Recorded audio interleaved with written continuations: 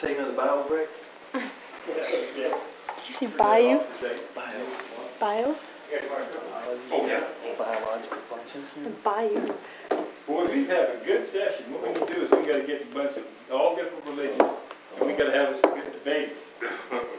My arrogance tells me that I win, though. Oh, that's my arrogance. Oh my God. Well, it presents a case, however.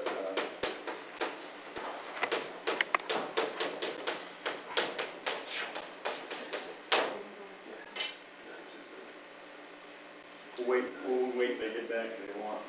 They?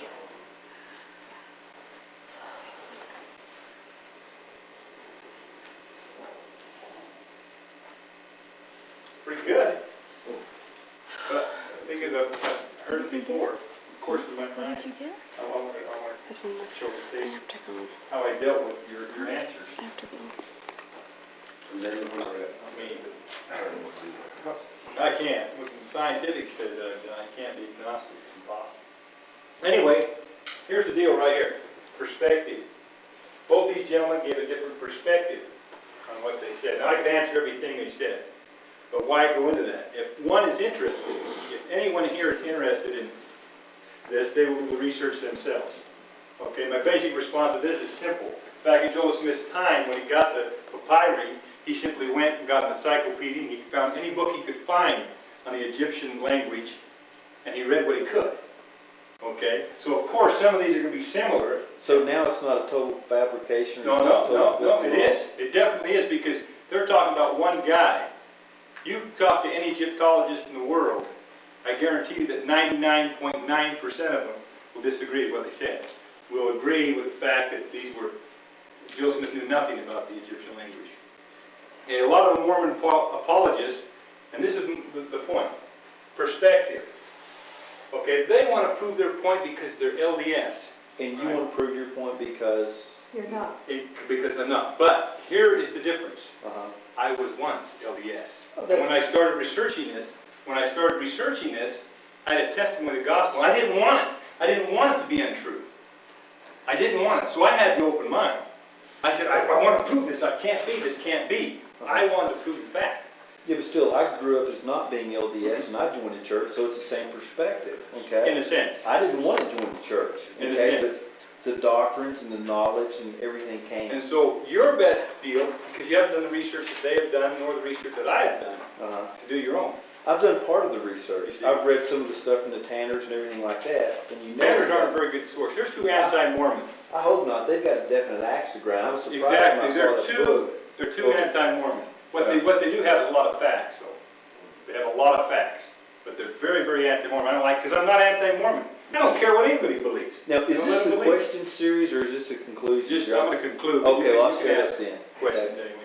I'll ask questions But this is what it's based on, perspective. All right, and deal with their perspective of the first vision. A logical, in my mind, I can't see how Joseph Smith wouldn't have said the same story. Or I can't see why the church wouldn't tell us, well, at first he didn't say it because he was fearful for his life. But that doesn't make any sense, because if God is omnipotent, he could protect Joseph Smith just as well as he could Ammon. Remember Ammon in the Book of Mormon? The guy was going to cut his head off. God struck him dead because God didn't want Ammon dead. Now, God could have easily protected Joseph Smith, but it's all, of course, a new perspective. Now, going on all this and having read all this and read the responses of Mormon apologists, I did something which you guys don't know about. Julie and Patty know about it. I did something that finally proved to me without a shadow of a doubt what religion can do to people. And Julie might have mentioned it to you. I wrote the sealed portion of the Book of Mormon. And I presented it to Mormons who are more fanatical than you. And they took it hook, line, and sinker.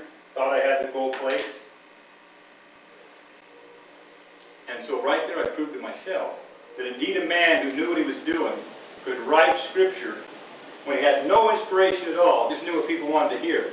Write the Scripture, present it as such, have these people pray about it, and they accept it. No, you laugh. I'm sorry, cracks me up. I understand. One, I wonder who these people are, and another thing, they're fundamentalists. I hate to say this, I got to question your motives. Why did you Exactly. do that? Why Exactly. did you Good spend question. the time to write that? Why did I do that? I can't understand it. Because most Mormons' testimonies are based on the veracity of the Book of Mormon.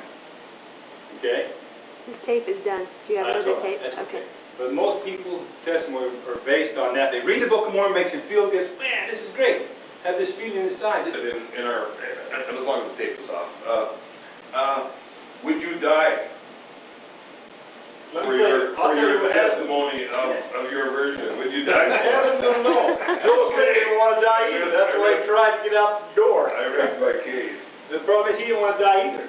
That's not a good argument because he didn't want to die. He could have left. There was a He time when could've. he went across the river from Nauvoo and he came You're back. listening to dogmas and stories. Oh, okay, that's Stories not that- true. I that keep you forgetting can't. that's not You're true. listening to things that the church has presented. Okay. If you're interested, you got to study it yourself.